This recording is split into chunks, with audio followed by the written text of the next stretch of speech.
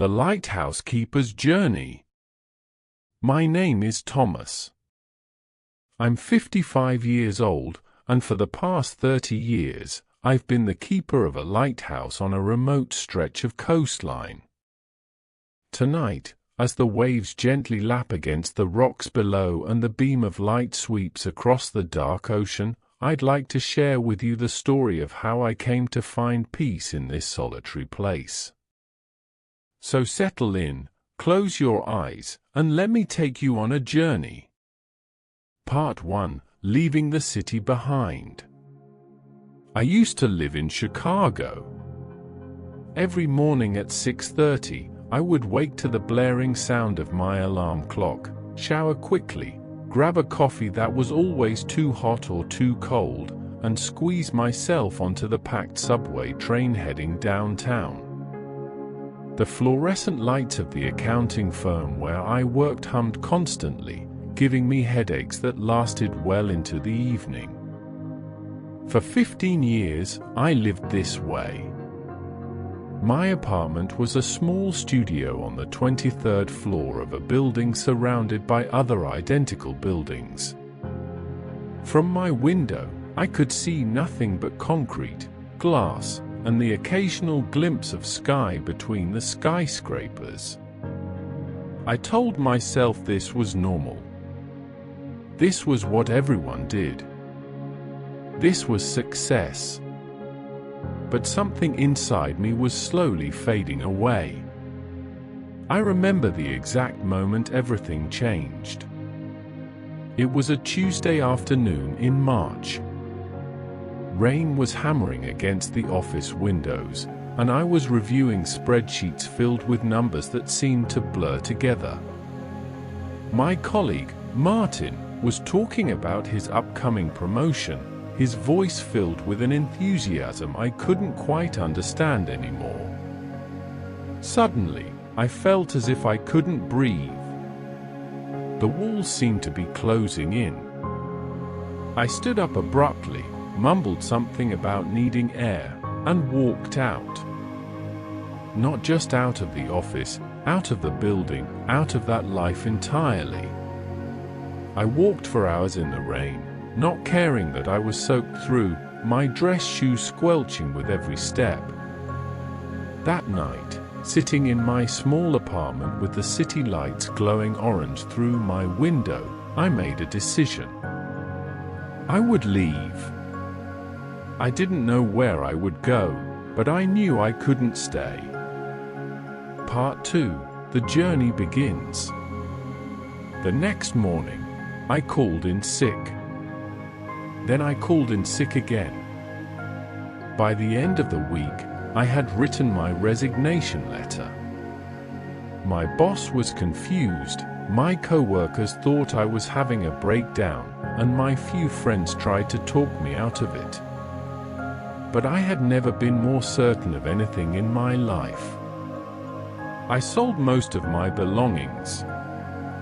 It was surprising how little I actually cared about, the expensive television I barely watched, the designer clothes I wore to impress people I didn't even like, the collection of books I'd always meant to read but never did. In the end, everything I truly wanted fit into 2 suitcases and a backpack. With my savings and the money from selling my things, I bought an old, reliable car, a blue sedan that had seen better days but ran smoothly enough.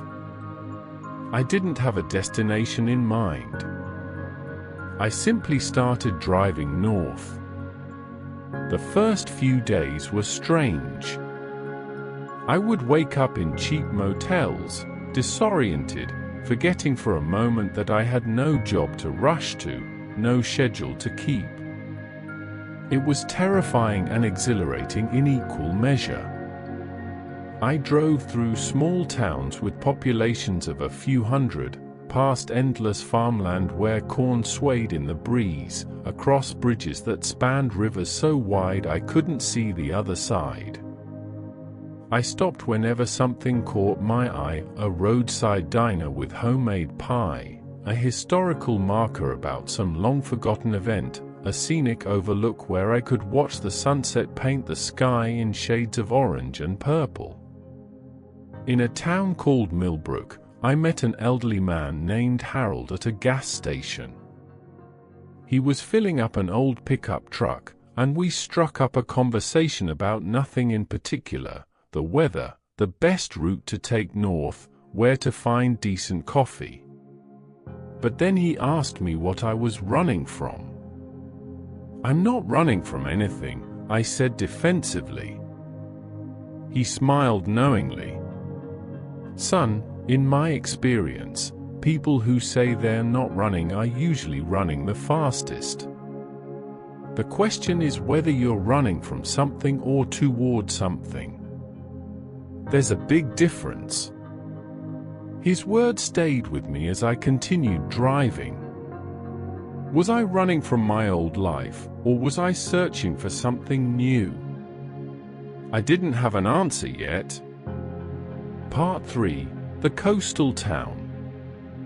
3 weeks into my journey, I reached the coast. The moment I saw the ocean stretching out to the horizon, something in my chest loosened. I had grown up in the Midwest, surrounded by land in every direction, and I had forgotten how vast and powerful the sea could be. I followed the coastal road until I came to a small town called Harborside. It was the kind of place that appeared on postcards but seemed too quaint to be real: white clapboard houses with blue shutters, a main street lined with shops selling handmade crafts and fresh seafood, boats bobbing gently in the marina. The population sign said 1,200, and I suspected that was generous. I found a bed and breakfast run by a woman named Margaret, who had silver hair pulled back in a neat bun and eyes that crinkled warmly when she smiled. She showed me to a room on the second floor with windows that overlooked the harbor. That night, I fell asleep to the sound of waves and the distant cry of seagulls, and I slept more deeply than I had in years. I had planned to stay for just a night or two, but days turned into a week, and then 2 weeks. There was something about Harborside that made it impossible to leave. The pace of life was slower here. People actually stopped to chat on the street instead of rushing past each other. The local cafe served coffee in ceramic mugs, not paper cups, because they expected you to sit and stay a while. I started taking long walks every morning along the beach, watching the tide roll in and out, collecting smooth stones that I would turn over in my pocket as I walked. The rhythm of the ocean seemed to match something inside me, something I hadn't known was out of sync until now. One afternoon, I was sitting on a bench near the harbor, watching fishermen unload their catch, when an old man sat down beside me. He wore a weather jacket and a cap that had seen better days, and he smelled faintly of salt and tobacco. "You're the fellow staying at Margaret's place," he said. It wasn't a question. "That's right. I'm Thomas." "Samuel," he said, extending a calloused hand. "You thinking about staying, or just passing through?" "I'm not sure yet," I admitted. He nodded thoughtfully, pulling out a pipe and lighting it with practiced ease. "We could use someone at the Lighthouse. Old Peter's been wanting to retire for years, but there's no one to take over. It's not glamorous work, mostly solitude, maintenance, keeping records. But if you're the type who needs quiet to think, it's perfect." I hadn't considered staying permanently, but the moment he mentioned the Lighthouse, something clicked into place. "Tell me more," I said. Part 4: The Lighthouse. The lighthouse stood on a rocky promontory about 3 miles from town, accessible by a narrow road that wound through pine forest. It was a classic New England lighthouse, white tower with a red top, attached to a small keeper's house with grey shingles. It looked exactly like the lighthouses in children's books, solid and reassuring against the wild ocean. Peter, the current keeper, was 78 years old with hands gnarled from arthritis. He showed me around with obvious affection for the place, pointing out every quirk and detail, the way the third step creaked, where the best light came in during morning, how to read the clouds to predict the weather. "She's been standing here for 140 years, he said, patting the lighthouse wall like an old friend. "Through hurricanes, nor'easters, 2 world wars. She'll outlast all of us." The keeper's house was small but comfortable, a living room with a fireplace, a kitchen with a window overlooking the sea, 1 bedroom upstairs, and a study lined with bookshelves. Peter had filled those shelves with maritime history, poetry, philosophy, field guides to birds and marine life. "The job is simple," Peter explained. "Maintain the light, keep the generator running, log the weather and any ships in distress. The Coast Guard checks in weekly. You'll have supplies delivered once a month. Internet works about half the time. Cell reception is spotty. Most importantly, you need to be comfortable with your own company." I thought about my years in Chicago, surrounded by millions of people but feeling utterly alone. "I think I can manage that," I said. Peter studied me for a long moment, then smiled. "I think you'll do just fine, Thomas. When can you start?" Part 5, Learning the Ropes. I spent the next month training with Peter before he retired. He taught me everything: how to clean the Fresnel lens that focused the lighthouse beam, how to maintain the backup generator, how to spot the difference between normal weather patterns and dangerous ones, how to use the radio equipment to communicate with ships and the Coast Guard. But he also taught me subtler things. How to read the mood of the ocean by the color of the water and the pattern of the waves. Where seals like to sun themselves on the rocks below. Which birds migrated through in spring and fall.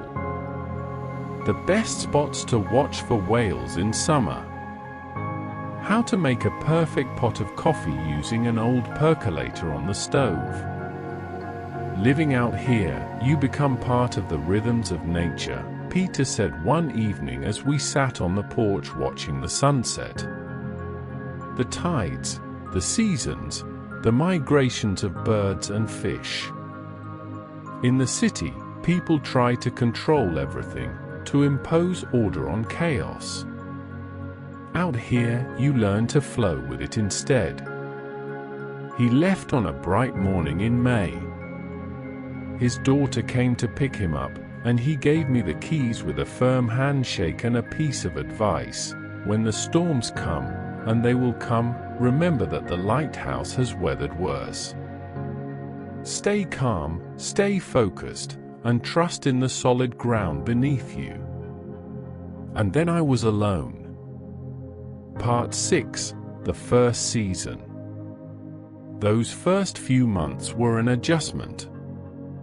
I won't pretend they weren't. There were days when the silence felt oppressive, when I would catch myself looking for my phone to check messages from people who had likely forgotten about me already. There were nights when the wind howled so loudly I couldn't sleep, when rain lashed against the windows and I wondered if I'd made a terrible mistake. But slowly, I began to change. I stopped measuring time by the clock and started measuring it by the sun and tide. I woke when light crept through my bedroom window and went to bed when darkness fell. I ate when I was hungry, not because it was lunchtime. I worked on the lighthouse maintenance at my own pace, taking breaks to watch dolphins play in the surf or to follow the path of a sailing ship across the horizon. I started reading again, really reading, not just skimming articles on my phone. I worked my way through Peter's library, discovering poets I'd never heard of, histories of seafaring cultures, memoirs of other lighthouse keepers from decades past. Some evenings, I would read by the fireplace until my eyes grew heavy, the only sounds the crackling of wood and the eternal rhythm of waves against rock. I took up drawing, something I hadn't done since I was a child. At first, my sketches were clumsy, lopsided seabirds, crooked boats. But I kept at it, and gradually my hand remembered how to translate what my eyes saw onto paper. I filled sketchbooks with the view from my window, the lighthouse from different angles, the weathered face of an old fisherman I met in town. I started cooking properly, not just reheating frozen meals. I learned to make bread from scratch, the simple satisfaction of kneading dough and waiting for it to rise. I experimented with fish stews and chowders using the fresh catch the local fishermen would sometimes leave at my door. Food tasted better when I took time to prepare it. Part 7: The Storm. My first major storm came in late September. I had been at the lighthouse for 4 months, and autumn was beginning to paint the trees in shades of red and gold. The warning came over the radio: a powerful nor'easter was moving up the coast, expected to bring high winds and heavy seas. I spent the day preparing, securing anything that might blow away, checking and double-checking the generator, making sure I had enough fuel and supplies. By evening, the wind had picked up significantly, and the sky had turned an ominous gray-green color. The storm hit after midnight. I had experienced Chicago winters, blizzards that shut down the city, but this was different. The wind didn't just blow, it screamed, a constant roar that seemed to come from every direction at once. Rain fell sideways, hammering against the windows with such force I thought they might shatter. The ocean had transformed into a churning mass of white foam and dark water, waves crashing against the rocks below with explosive power. The lighthouse beam cut through the chaos, sweeping its light across the violent sea. I stayed up all night, monitoring the equipment, ready to switch to the backup generator if needed. Through the windows, I could occasionally glimpse boats in the harbor, tossed like toys in a bathtub. Around 3 in the morning, the radio crackled to life. A fishing boat had gotten caught in the storm, its engine had failed, and it was drifting toward the rocks. The Coast Guard was mobilizing, but in these conditions, even they would struggle. The lighthouse beam was the only guidance the boat had. I stayed at my post, ensuring the light kept sweeping, marking the dangerous rocks, providing a reference point in the chaos. Every few minutes, I would radio the Coast Guard with updates on the boat's position relative to the lighthouse. Hours passed in tense concentration, time marked only by the relentless assault of wind and water. As dawn broke, gray and weak, the Coast Guard managed to reach the fishing boat and tow it to safety. All 3 crew members survived.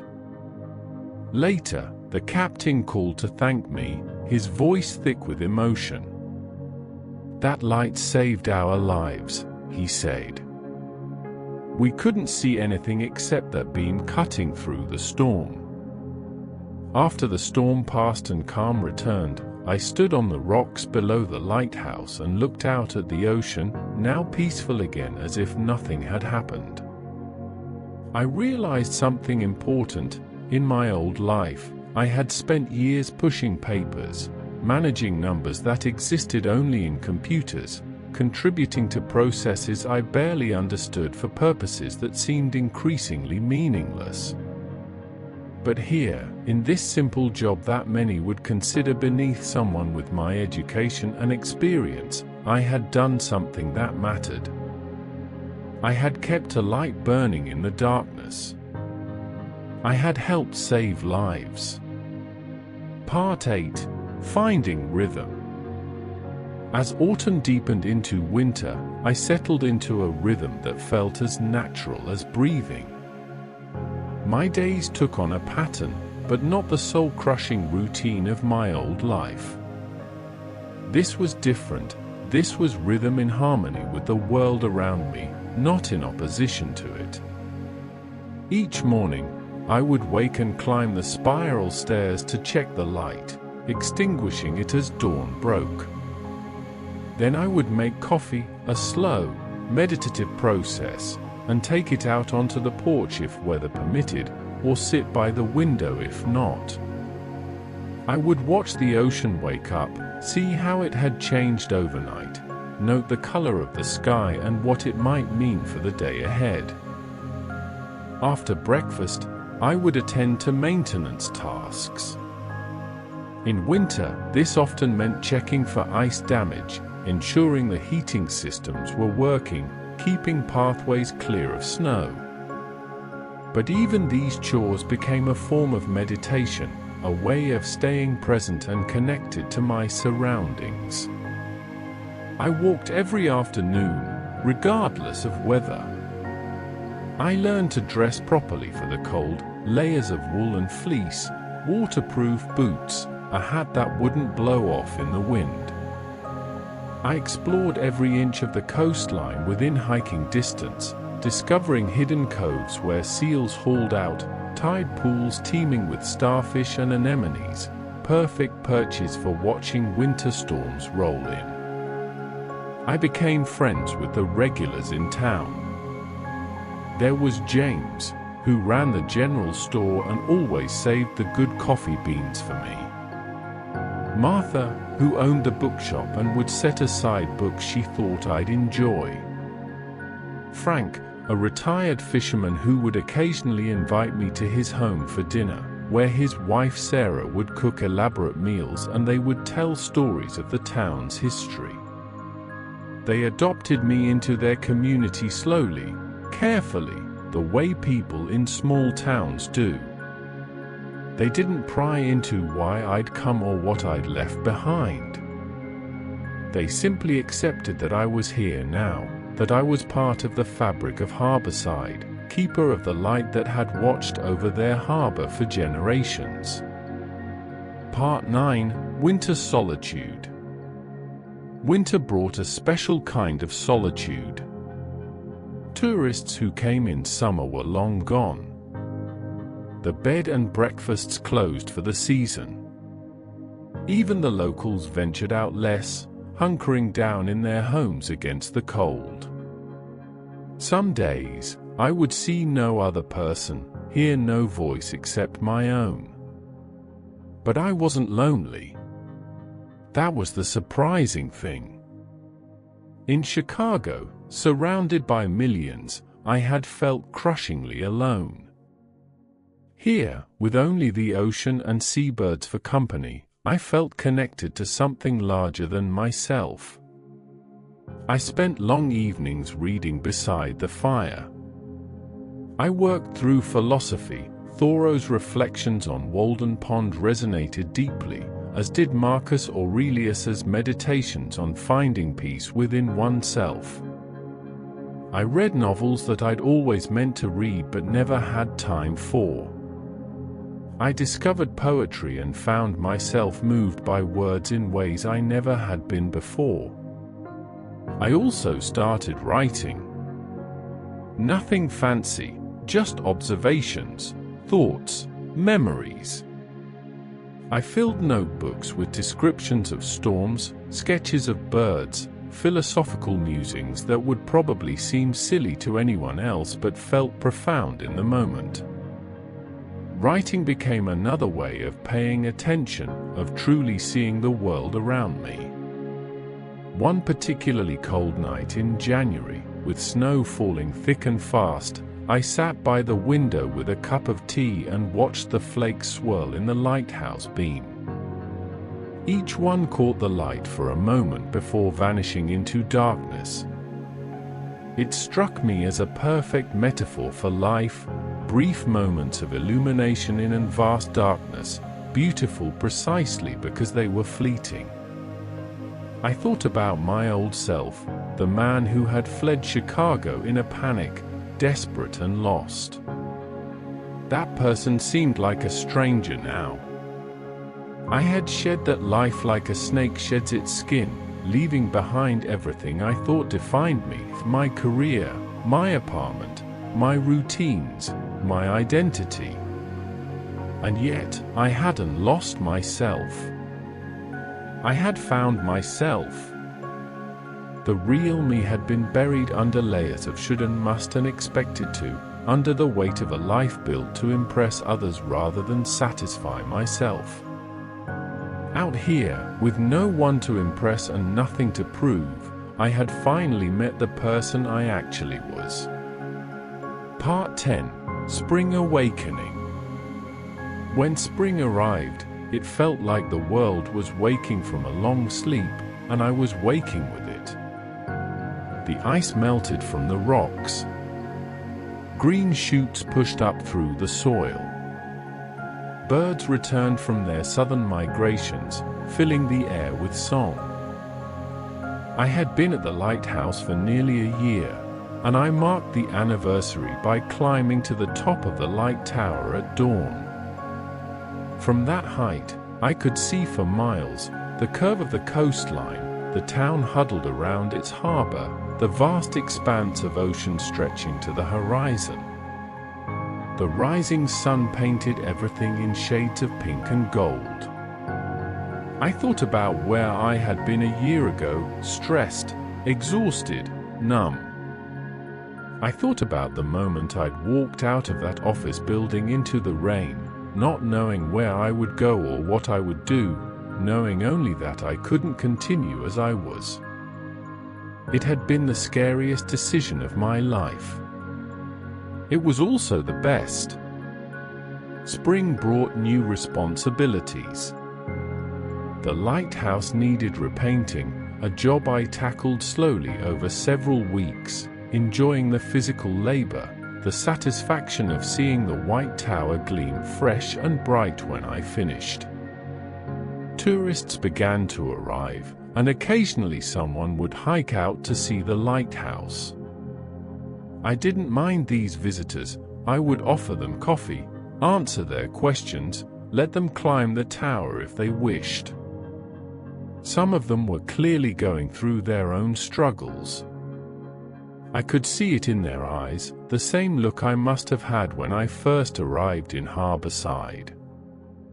Sometimes they would ask about my life here, and I would tell them honestly, it wasn't easy, it wasn't always comfortable, but it was real in a way that my old life never was. I hoped that some of them would find their own lighthouses, their own places of refuge and renewal. Part 11. The Return. In late May, I received an unexpected letter. It was from my old firm in Chicago, forwarded through several addresses before finally reaching me. They wanted to know if I would consider returning. There was a senior position available, significant salary increase, corner office, all the perks. I read the letter sitting on the porch, listening to the waves. A year ago, even 6 months ago, I might have been tempted. But now, I couldn't imagine going back. I wrote a polite response, thanking them for thinking of me but declining. I didn't try to explain my reasons, they wouldn't understand. How could I describe the satisfaction of maintaining the lighthouse, the peace of watching storms roll in, the deep contentment of a life lived in rhythm with nature rather than in opposition to it? Instead, I simply said that I had found work that suited me better, and wished them well. As I sealed the envelope, I felt a weight lift that I hadn't even realized I was carrying, the last lingering doubt, the tiny voice that wondered if I had made a mistake, if I should have stayed in the real world with its real job and real career. This was real. The lighthouse was real. The ocean was real. The life I was building here was real. Everything else was just noise. Part 12, Summer Light. Summer was glorious. The ocean turned from grey to brilliant blue. Wildflowers bloomed along the coastal paths. The days stretched long and bright, and sometimes the light didn't need to be turned on until nearly 10 at night. I took up kayaking, buying a used kayak from a local who was upgrading. On calm mornings, I would paddle out into the bay, feeling the rhythm of my strokes matching the gentle swell of the ocean. I saw things from this water-level perspective that I'd missed from shore: harbor seals popping their heads up curiously, schools of fish creating ripples on the surface, the occasional dolphin arcing gracefully through the water. I started a garden behind the lighthouse, growing vegetables and herbs. It was harder than I expected. The salt air and wind were challenging, and deer liked to snack on anything tender. But I persisted, building raised beds and protective fencing, amending the soil with compost. When I harvested my first tomatoes, sun-warmed and perfectly ripe, I felt a pride completely disproportionate to the accomplishment. But it was mine. I had grown it. In the evenings, I would often sit outside until late, watching the stars emerge. The absence of light pollution meant I could see the Milky Way, a river of stars stretching across the sky. I learned constellations, bought a telescope, spent hours just gazing upward in wonder. One night, I saw the most incredible meteor shower, streaks of light racing across the sky, some so bright they left glowing trails. I stayed up until dawn watching, feeling small and insignificant but also deeply connected to the universe unfolding above me. Epilogue: Coming home. And so here I am, 30 years later, still the keeper of this lighthouse. I'm an old man now, my hair white, my hands weathered like driftwood. My knees protest when I climb the spiral stairs, and I move more slowly than I used to. But I'm still here, still keeping the light burning, still watching the eternal dance of ocean and sky. People sometimes ask if I ever got lonely, if I ever regretted leaving my old life behind. The answer is no. I found something here that I'd been searching for my whole life without knowing it: peace, purpose, connection. Not everyone needs to tend a lighthouse to find these things. But everyone needs to find their own version of it, the place or calling where they can finally stop running and start living. Where they can shed the expectations of others and discover who they really are beneath all the noise. Tomorrow morning, I'll wake with the sun, make my coffee, and check the light as I've done every day for 3 decades. I'll walk along the shore, noting how the beach has shifted overnight, whether any interesting shells have washed up. I'll tend my garden, read my books, watch the ocean change moods throughout the day. It's a simple life. Some might even call it boring. But it's mine, chosen deliberately, lived fully, rich with moments of quiet joy that my younger self could never have appreciated. The lighthouse beam continues its eternal sweep across the dark water, a rhythm as steady as a heartbeat. Ships pass in the night, their crews perhaps never knowing that someone watches from shore, keeping the light burning, marking the boundary between safety and danger. But I know. And that's enough. As you drift off to sleep tonight, remember, wherever you are, whatever struggles you face, there is a light somewhere cutting through the darkness. Maybe it's a lighthouse on a distant shore. Maybe it's something inside yourself, waiting to be discovered. Either way, it's there. Steady. Constant. Guiding you home. Good night.